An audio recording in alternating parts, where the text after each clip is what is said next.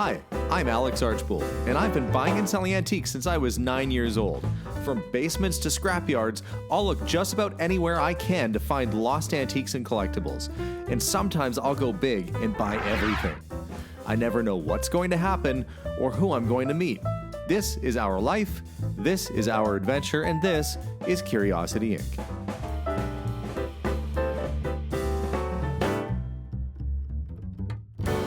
Well guys, welcome to today's episode. This is it.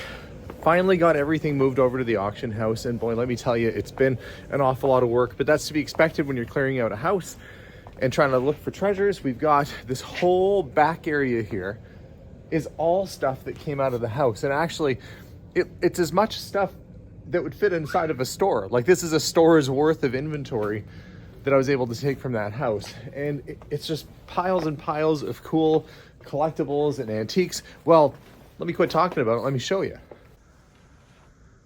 This has been quite the effort to bring everything down here, but these are the things that I thought would be good resale items, from antique Coleman steam irons to vintage board games by the box full. Boxes full of hundreds and hundreds of vintage rock and roll and other 45 RPM records.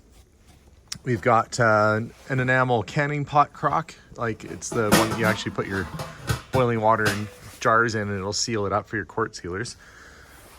Creepy antique pictures, why not? But really everything that's in here was carefully dug from the house by me and Patrick and brought down here. This is a neat piece. I found this in a box later on. It's a 50th anniversary, I think, or 55th anniversary of Ducks Unlimited. It's a wood carved bird, and it is signed by the artist as well. It's a really neat piece. You've got your Solidex Classic 57 Chevy VHS rewinder that somebody was asking about. I can't remember who, but somebody's like, when's that going up? Typewriters, hand-tooled leather purses, jelly bean dispensing machines.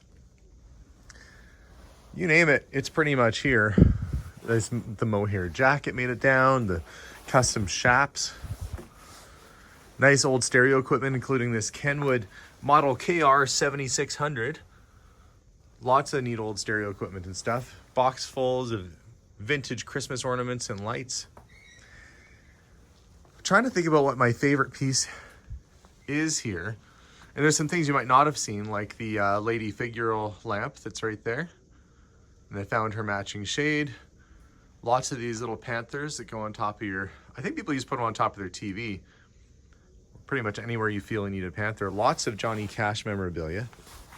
We put a box full of that there. Bose speakers.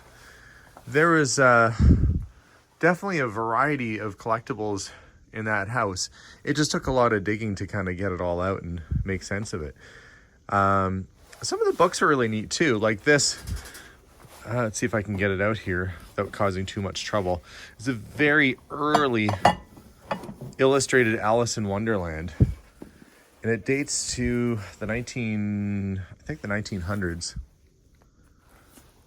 but nicely illustrated by Mabel Lucy Atwell.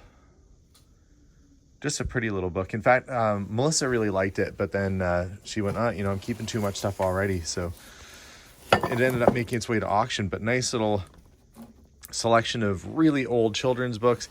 That was kind of cool. It's a Planters Peanut advertising sign tray, which is sort of different.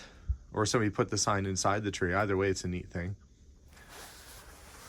And a ton of these, well, not a ton, but several of these vintage Hudson's Bay Royal Charter whiskey crocks. Be quite collectible. They sell typically for around $100 or so each, and there's 5 of them sitting right there. If I got what they were worth, that's $500 right there, but everything's going to go up no reserve, so who knows. This was kind of a cool thing. That's that circa 1900 Coca-Cola dispenser that would have been like at a soda fountain or pharmacy, and it even has the original sort of pharmacy style. See, there's where your syrup would go, and then your line for the carbonated water for the seltzer. So, kind of like draft beer back in the day when they put the line on it. Old romance comics, funny little cookie jars. It's who doesn't like cookie jars?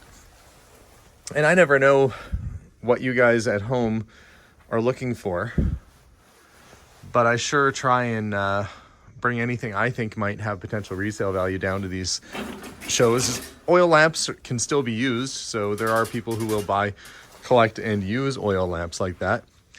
As I was unboxing things, there's the Dion quintuplet picture.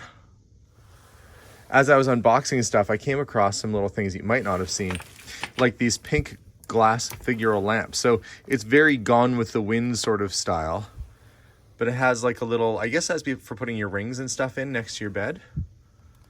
Just sort of this dainty little lamp, and it's got the matching cut glass pink shade. And there's a pair of them. They're being sold individually because I don't know if a person wants both or just one. There's some Fenton green glass candy dishes. Lots of nice art glass, like 1950s, mid-century sort of chalet art glass and stuff. The ceramic Christmas trees, if you remember those. Other cookie jars. Where should I go next? Oh yeah, we put this whole box of books up. These are all cowboy stories and books. They're really nicely illustrated with sort of tooled leather looking covers. Really neat set. In fact, my mother-in-law went down to New Mexico a couple years ago, and an antique shop had them there. I think they were selling them for like $10 or $15 a book. And there I've got a whole box of them going up for sale for one money. Everything goes up for, I think, around $10 or $7 or so with no reserve. So it'll be kind of anybody's guess what stuff is going to go for. Oh yeah, there's the fringe jacket. I should move that sticker actually up there so it doesn't get lost along the way. Vintage fringe motorcycle jacket. Even a box full of VHS tapes with some Disney stuff in it. Those can be quite collectible. This was neat. 1950s tumblers with pretty little designs on them. Applied colored label designs. And statues. More cookie jars and velvet. Jesus made his way out here. And Marilyn Monroe saying, yes, I use Luster Cream shampoo. A little tin advertising sign. So I guess really, I'm looking around here and I feel almost bad for the auction house because of how much stuff they have to sort. Because some of these bins are actually just completely packed full. Like this little kitty salt and pepper shaker set. There's lots of things there. There's also boxes that I brought in before that have individual items in them that'll take them a while to go through. And that's not even accounting for all the jewelry that isn't out that they have locked up in their vault that will be put out on display when auction time comes. But somehow I've managed to basically build an antique shop from that house of some pretty interesting things. I mean, if this was an antique show, I'm sure somebody would walk through here and find all kinds of neat stuff and be able to, hopefully make some good sales off of everything here. We'll see. We shall see. There's a Holly Hobby sewing machine. Untested, of course. But just fun little items pretty much everywhere you look. Now, the sale is happening December 3rd. As it turns out. Oh yeah, these are all boxes where I'm selling just the whole box full of stuff, where essentially I got impatient and I was just like, you know what? Let's just throw everything in a box and it can go by the box full. So there's going to be a lot of mystery boxes full of stuff too. So you might be able to get that back to your place and do unboxings of your own, sharing the adventure. Oh, there's our Uncle Sam with his little beard. Uncle Sam Piggy Bank. Really nice Art Deco green tulip shade lamp, possibly Catalan base, a little milkshake maker. Anyway, it goes on and on and on and on. But yeah, I'm going to get the last of the stuff brought in because I forgot to put in our good friend, the factory sealed Mrs. Beasley is going to go in. As well as some soap stones. We got another little gold ring here, a Ladies Omega watch in the box. Lots of fun stuff. So that sale is pretty much ready to go. So with everything over the auction now, it's just a waiting game, waiting by the computer here for the auction to get started, which will be December 3rd. We'll do an update video. Actually, I'll probably live stream it then too, and we'll see how everything does. To get my investment back, we still need to make well over $10,000 to get clear on that deal, but there are tons of gold rings and diamonds, and I'm sure that we gotta hit that target. I'm sure of it. If you wanna see, well, subscribe, watch and find out, watch the rest of the series. We'll see how we did on this whole deal. But guys, I'm gonna get back to work because there's another deal brewing and I've gotta get myself back on that. But we'll see y'all soon. Stay tuned for the auction, and of course, go to kauctions.ca if you want to actually attend the auction and buy something, or if you want to just watch it, or you're curious to see what's happening. Castner Auctions, kauctions.ca, and the sale date is December 3rd, 2022.